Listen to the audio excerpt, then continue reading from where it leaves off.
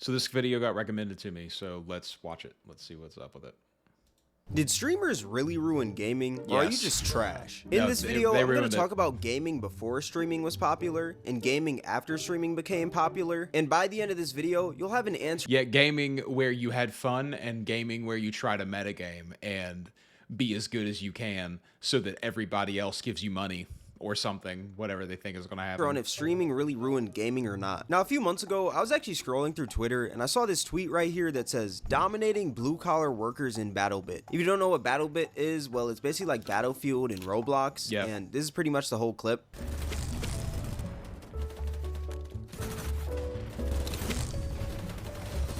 Yeah, I don't play games that way. And I'm a pretty good gamer. I play a lot of games. I do good in lots of games. But if you're watching someone like Ninja play will rot your brain of what you think is supposed to happen in a video game.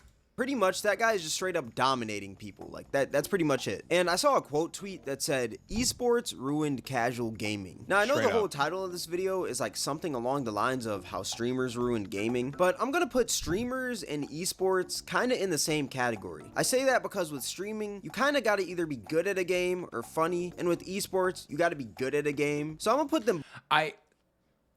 This almost gets down to this thing that I think about a lot, where everybody thinks that they're going to be the one, but the majority of people are never going to be the one. The majority of people are just going to live average lives.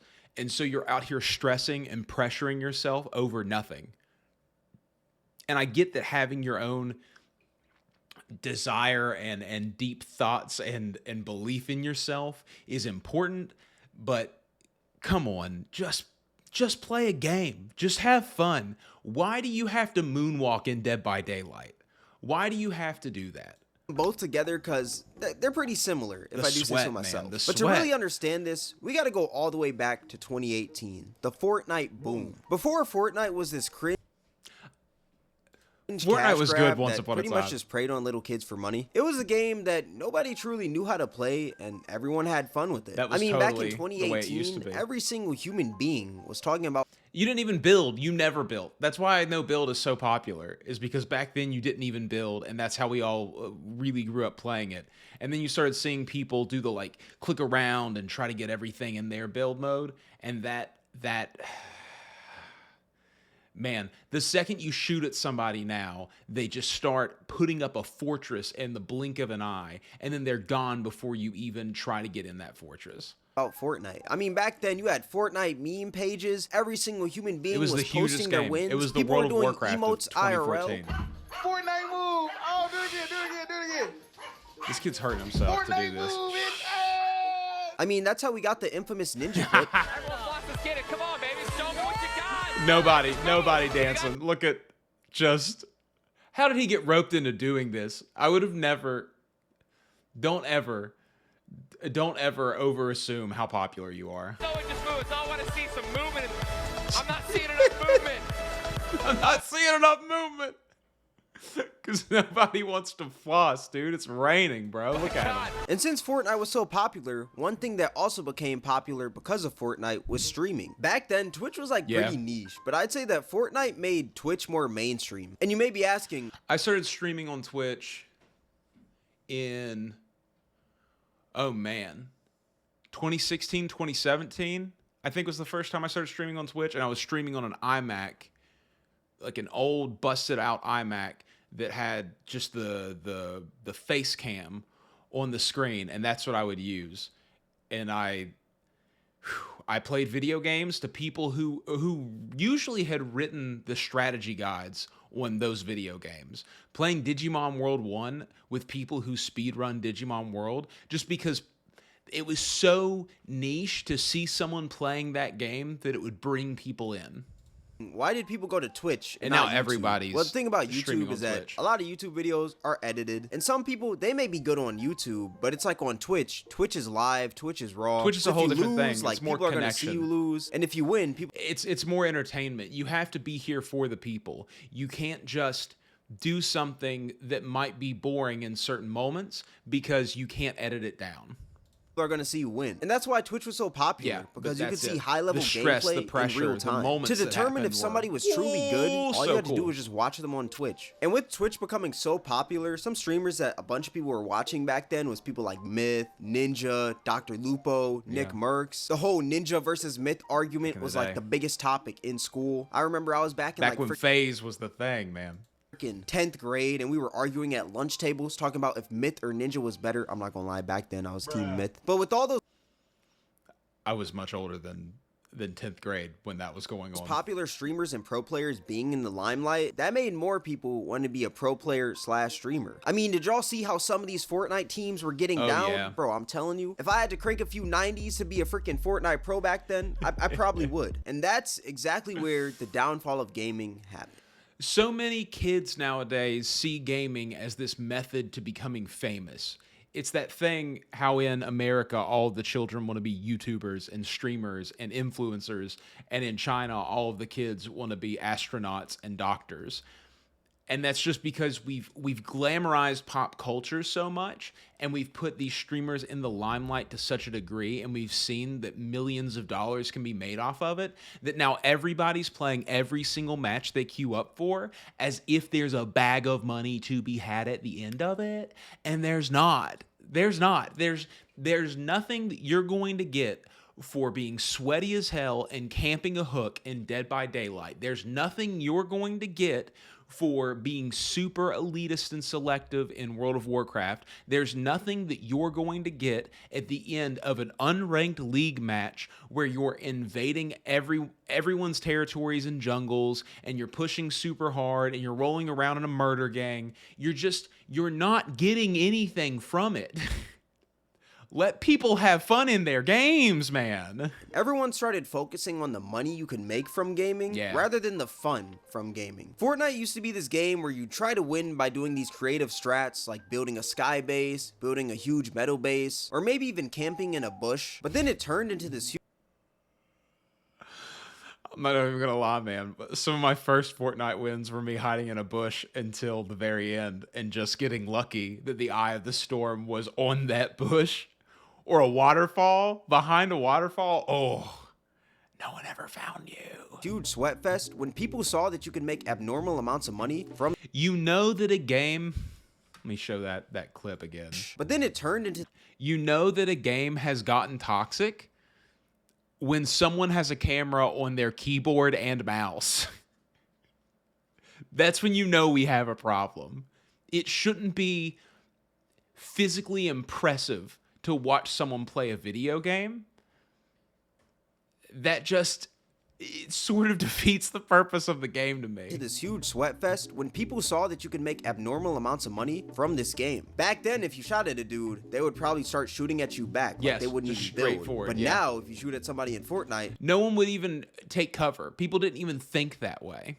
They're building a whole freaking skyscraper hotel with Wi-Fi. It's actually wild. Now, let me say this right now. I do putting in bay windows. also say that that's kind of just time. Getting their like coffee with out. time, people get better. But Totally. my point is that everyone's playing games to be the best rather than to just have fun with their boys. Well, and that's the thing too, is that I don't have a problem with you if you've played the game for a decade and now you're really, really good at that game. That happens. That's what it's meant to be. I'm really good at RuneScape because I've played RuneScape since I was a child. I find it strange when someone gets into a video game and the first thing they do is learn every meta strategy that you can learn in order to get as good as possible, as quickly as possible, because they think that that's going to give them something. People watch Asmongold play World of Warcraft because he knows everything about that game, not because he's a technical genius at that game. People watch Settled play RuneScape. He is a technical genius at that game, but because he knows everything about that game, and that didn't happen over the course of 3 months. It's not possible for you to learn everything about these games over the course of 3 months. There is content that has been being released for decades, and you have to have played it for decades to get there. But if you're interested in a game, you should just start playing it now and then just progress at it at your own rate. There's no reason for you to try to rush through the game. the point of the game is to play the game. I way prefer hearing about people's memories playing the games than I prefer about watching them do Mythic plus 17 or whatever, or go 0 and 100 in Dead by Daylight. I don't care about that. I want to hear about their lifetime in this game, the world they've lived in. It's so ass backwards to me. Everyone is playing to be watched on Twitch or watched on YouTube. And no one wants. I mean, no you one ever play a cares. game- No one cares to watch you on Twitch. It doesn't matter how good you are. You could be the best Dead by Daylight player of all time, and if you showed up yesterday to Twitch, no one's going to care. They care about watching the people that they've known and have a relationship with play these games, so you're just wasting your time. game and you get killed by somebody with a TTV gamer tag, and you go to their Twitch and they're not streaming at all, they're just sweating just to sweat. Like, everyone is just playing for that top spot, because in that top spot, you can make content out of it, and with that content comes a whole lot of money. Unless you're playing like Farming Simulator and you're a pro, I don't really think you make a lot of money from like pro Farming Simulator, but I don't know. I might become a Farming Simulator pro. You never know. Bars. But yeah, everyone's pretty much playing to be watched. I remember back then, games wouldn't really get sweaty until like 2 or 3 weeks after release, but now games are sweaty off the rip. It can be 5 days away from Call of Duty coming out, and you already got a dude making a video saying best class setup 2023 MW3, and it's like, bro, the game hasn't even released. It can be 2 weeks before 2K comes out, and a dude already has the best build. It makes no sense. And when the game comes out, people are only gonna play the meta, because when you only play the meta, you can win more, and when you win more, you can get up to that top. Well, and if you don't play the meta, then you're pigeonholing the other people who are playing with you, and then they don't want to play with you anymore, and then you can't get matches, and then because you can't get matches, you don't get to play the game. Because you don't get to play the game, you don't get to have the experiences and the fun that other people are having. So you're forced into these meta builds. If you're playing World of Warcraft and you're playing an off-meta class, DPS, low grade, low tiers, people aren't going to invite you to their groups. And if you're not getting invited to groups, you're not getting gear. And if you're not getting gear, you're not doing numbers. And if you're not doing numbers, you're going to get kicked out of any raid that you pug for. And that's just what happens. So these metas are toxic for the player base. If you want variety in a game, which is what gives longevity to a game, the meta is a dangerous thing to do that with. Top rank, and when you get up to that top rank, you can stream, create content from it. More people are going to watch you because you're up high on the leaderboards, and then the cycle just continues and continues and continues. And now everyone's just playing the same because everyone's just trying to be the best to be able to stream it / be watched. Back then, you would play games for the fun because there was really no money involved. But now it's like every single human being is trying to become the top streamer, and it's like, bro, like, where's the fun in that? Back then, gaming tournaments were giving out speckles. I'm telling you, if you want a gaming tournament for like freaking Mortal Kombat or Halo or something like that, you were probably going to get 50 cents in a Big Mac. But now, if you win a freaking Fortnite tournament or you just win a freaking Call of Duty tournament, dog, you're honestly set. You can buy your mom a freaking mansion. People are getting millions from tournaments. I mean, look at Booga, bro. Didn't he won like 3 million, I'm pretty sure, off of Fortnite? That is wild. That is insane money. Another thing about gaming after streaming is that games that aren't even sweaty are becoming sweaty. For example, Fall Guys. I remember back in 2020. Stardew Valley, the amount of speed runs going on in Stardew Valley astounds me. The you have to do it this way or else you're just wasting your time in a game that's single player is ridiculous. Let me play the game, man. Let me have fun. Stop telling me what I'm doing wrong. Every single human being was playing Fall Guys during quarantine, and with everybody playing Fall Guys, TikTok got a hold of that. And I remember scrolling through TikTok one day, and I saw this one dude making videos. Fall Guys was legit. I'm pretty sure I have a trailer for me playing Fall Guys on my YouTube channel from years ago. Hold on.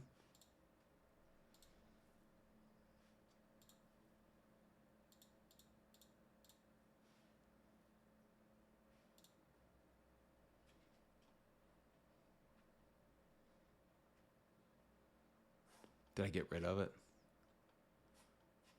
Oh, that's unfortunate. Is what it is. Don't go and look at my old YouTube stuff. Just don't. It's not worth your time. Of the best strats on certain maps on Fall Guys. And I just thought to myself, what do you gain from being a sweat in Fall Guys? What do you gain? What bitches are there for Fall Guys? Who's there? I'll tell you what makes me so mad though in Fall Guys is when you're doing the match where there's all the tiles and they're in layers, and if you touch a tile, the tile falls. And there's just one guy who, instead of playing the optimal strat of just hopping from tile to tile, is just sprinting around and falls into the lava first, but he's just there to take out as many tiles for the people who are trying to get that W as possible. I want to strangle that guy. I could go so long on strats that are just there to sabotage other players. That might even be worse than people who are out there sweating. If you're queuing up specifically to ruin the time of the other people who are playing, you will burn in hell when I am done with you. Trying to show people how to win and stuff, but I feel like the reason why Fall Guys was so fun was because nobody was making strats or anything. People were just hopping in, just running, having fun, bro. just playing like headless chickens. Look at that. I feel like games die out quicker when you're making all these strats. Getting hit by those windmills that fling you off the map, and you're just like, Stuff no, on how to win. There's only 2 slots left. It's not even like, obviously, yes, the goal in Fall Guys is to win, but I feel like Sure. the whole point of that game is to have a enjoy the laugh. journey. Like Totally. the fun with friends, the How far freaking can you get hurdles in you're each going one? over, that one dude griefing you on the map. Yeah. Like when you're only I'm a hugger. I can't help it. focused on trying to get crowns in that game, the game becomes less fun because you're just focused on the destination rather than the journey. Imagine coming home from a long day of school or work and you're getting sweated on in Fall Guys. Imagine you're over there just trying to chill, you know, you're on this little cutesy game that's like Wipeout, and out of nowhere, TTV Try Hard for Life literally just claps you. I'm going to be honest. When you see TTV in someone's handle, the majority of time nowadays, that means that they're going to play way above their skill level and lose super quickly. If you see TTV in Dead by Daylight, guarantee that guy has 40 hours in that game, and he thinks he's the greatest player to ever live, even though there's people with 10,000 hours. You every single map, and it's like, dude, you can't even have fun anymore. And since everyone's tryharding, games are now catering to the bad players. One thing that games have been implementing is this thing called skill-based matchmaking. If you don't know what it is, well, I'll basically explain. Think of a lobby where all the top players from a bunch of different games all get into a lobby with each other and go head to head. Basically ranked play, but with no bonus rewards or anything. You just kind of get into a lobby with the best players without getting any specific reward in casual play. And the thing about skill-based matchmaking is that it's unfair because the good players are being punished for being good at the game. And it gets to this point where it's like winning feels like a chore rather than actual fun. It should be evenly balanced. I think a lot of people would be way less sweaty if no matter how good they were always getting matched with an even balance of people who were really bad, middle of the road, and really good, so that on the other team there's always a similar spread of skill levels to what you have on your team, so it doesn't really matter how good you are, because theoretically there should always be an even matchup somewhere in the teams. Fun. Because back then, if you truly wanted to sweat, you would go into like a ranked game. I think the only place that you should be allowed to have pre-made parties is in ranked matches. I think that's the only place. You might be able to queue up with one of your friends, but you should not be able to go into a 5v5 game with a pre-made group if you're playing in a non-ranked setting. Because it's so unfair, like playing League, it's so unfair that there's a bunch of people who just started playing 3 days ago, and then the other team is filled with people who all know each other, who are all talking over chat, and who have all of these strategies figured out after a decade of playing that game. It should spread it out. Game mode or something. But now, if you're a tryhard, you're gonna play every single other tryhard 24/7 just because you're good at the game. Back then, games like Call of Duty, what they would do, you would join a lobby, and if you wanted to leave that lobby, you would just leave it, and if you wanted to stay after the game, you would stay. But now, after a game is finished, they just transport you to a whole different lobby with everyone else who also did good, and it's like, now you gotta go head to head with all the big dogs just because you won one game. I remember Call of Duty Black Ops Cold War, that had some of the worst skill-based matchmaking ever. That game was borderline unplayable because if you won one game, you would be playing the freaking Optic roster from freaking 2014 just from winning one game. Yeah, that's how it goes. You get a killer who's not that good in Dead by Daylight, and the next killer is going to get you before there's any gens on. In another way of games catering to bad players, Fortnite adding bots into their games just so you can feel better about yourself. Let's be real, it is 2023. Nobody is a default anymore. I'm a default. I don't play long enough. I don't play long enough to get a skin. I'm not going to buy a skin in Fortnite. I refuse to buy V-Bucks like a child. I'm not going to do it. I'm not going to do it. I'm a default, and I'll shoot you in your face. I'll take your back. I'll wait till you're getting someone else in third party you. I'll run you over with a vehicle. I'll make plays, man. Default. In Fortnite. I mean, back then, yes, there were people who were bad at the game, but nobody is so bad that they're literally running into a wall 24/7 in Fortnite. So now it's like there's no middle ground between the good and the bad players. It's like, if you're good, you're being punished, and if you're bad, you're being rewarded. There's actually this tweet by FaZe Sway that says, the downfall of video... I think it's weird that he started this off by saying that people being overly sweaty was the problem, and now he's crying that if you're too good, then you're being punished. I sort of feel that a hobble the leader effect in a video game is a fun thing to add. That's why people like Mario Kart. I get that there are super competitive games where it needs to be very even and very balanced. But does Fortnite need to be one of those games? I'm not sure. Video games... Make a ranked mode. Make a ranked mode in every game. Have it be as balanced as possible. Let the metas run, and then have an unranked mode that is genuinely different and does different things to make it more balanced for fun. That's what I think should happen. I don't understand why everything has to be about proving your skill level in a video game. And I love that. I play Dark Souls. I play Dead by Daylight. I play League of Legends. These games are like that, and that's totally cool. But not every game needs to be like that. Started when kids complained about people being good at the game. I remember when I was a kid and saw a Master Prestige in COD, I didn't tell him to take a shower or go outside. I sent that MF When you were playing RuneScape as a kid and you saw someone who was level 126, it was mind-blowing. You wanted to be their friend. You would try to talk to them. You would try to add them to your friends list. You would ask them for gold because you were so impressed by it. My guild leader in Mabinogi was an inspiration to me to play that game. I wanted to be like them. That's why I played video games, because I saw other people who were so much better than me, so I knew that it was possible, so I went for it. It is strange when I see someone in Dead by Daylight who is a lower rank than me, lower prestige than me, has less play hours than I do, and they're trying to tell me what to do or sending me hate message because of the way that I'm playing. Do you not think that maybe I know something that you don't know? Do you not think it's possible that I've been here longer than you and have read more than you? Do you not think that I understand something that you don't understand about this? Maybe it was you who got you killed. Why is it my fault?